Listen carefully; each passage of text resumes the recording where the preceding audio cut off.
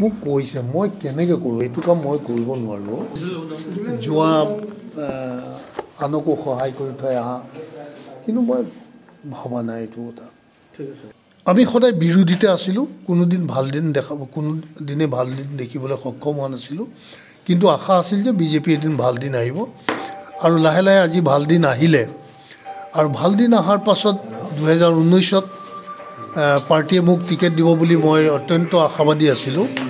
কিন্তু মোক পাৰ্টিয়ে 2019 চনত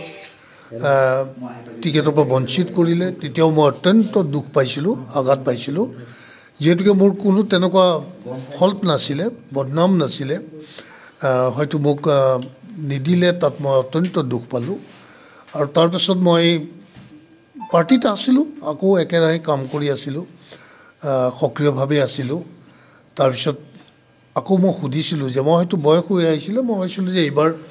মই পাৰ্টিৰ যি লিডাৰ আছিল তেওঁলোকৰ লগত আলোচনা কৰিছিলোঁ আৰু সুধিছিলোঁ যে মই এইবাৰ এছেম্বলি কণ্টেষ্ট কৰিব খোজোঁ ব্ৰহ্মপুৰ সমষ্টিৰ পৰা যদি ব্ৰহ্মপুৰ চিটটো আমাৰ